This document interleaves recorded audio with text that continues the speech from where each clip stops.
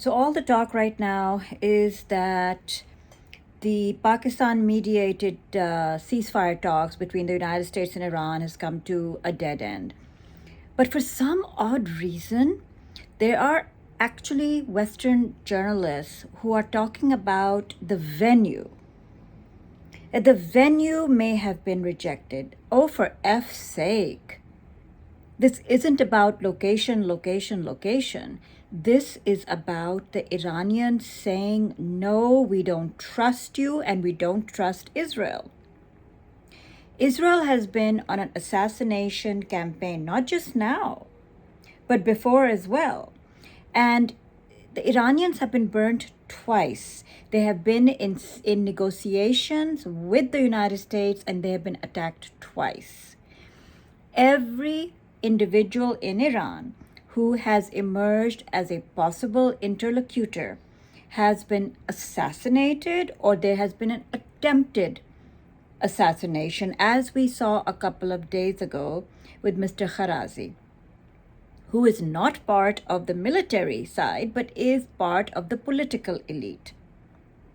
So Iranians are making a judgment that given that Hamas team was, there was an attempted assassination in Qatar. Israel attacked Qatar in order to assassinate those, caused a huge brouhaha. What guarantee do they have that Israel is not going to try to target them in Islamabad? It's not a question of location. It's not a question of whether the Bosphorus is a better view or the mountains are a better view or the desert is a better view. The point is they do not trust Americans, and they absolutely do not trust America's bosom buddy, Israel, which is on an assassination spree. So why would they expose themselves? So apparently the rumors are that J.D. Vance was going to get on a plane. Twice it happened, but the Iranians backed off. They wanted more time and so on and so forth. But why on earth the journalists, American journalists and Western journalists are framing this as if it's a venue issue is beyond me. It's elementary at this point. The Iranians do not want to expose themselves to assassinations given the track record of America and the track record of Israel. On top of that, it seems that Pakistan has sort of pissed off the UAE and some other hardline GCC states that see Pakistan being a little too nicey nice to Iran. Pakistan has been very cautious about a Bahrain-led resolution in the draft that is asking for military intervention to open the Strait of Hormuz. And Pakistan, along with France, Russia, and China, I believe, have said, no, this is not a good idea.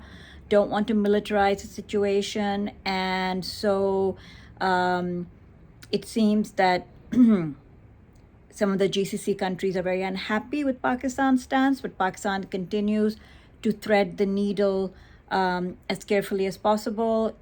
And this may include having to deal with some financial implications of Pakistan not firmly taking the side of the GCC countries in all of this. Pakistan has a lot to lose in this economically, and already is suffering severe shortages of gas and oil, and has a lot to lose as far as remittances from the Gulf countries. Again, going back to Iran. At present, it's quite possible Iran is seeing no net benefit to them from risking themselves in a face-to-face negotiation. That they feel they have a level of leverage that they want to continue to use. And again, Wali Nasser said something really interesting today that I had not thought of. He said that, look, the Iranians may be calculating that their control over the Strait of Hormuz may be a more important security and deterrent factor than a nuclear weapon. that being able to choke off the world economy and the threat of that and actually being able to operationalize that is a much bigger deterrence and provides much more security to Iran than any nuclear weapon could.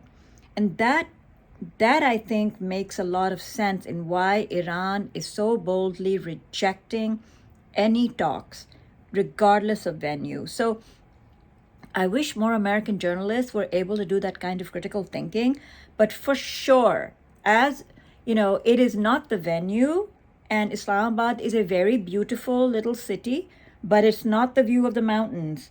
It's not the view of the mountains versus the Bosphorus or versus the desert, okay? It is all about Iranians not wanting to expose themselves, Iranians not trusting the United States, absolutely not trusting their bosom buddy, America's bosom buddy, Israel, and realizing that at this moment, they probably have all the leverage.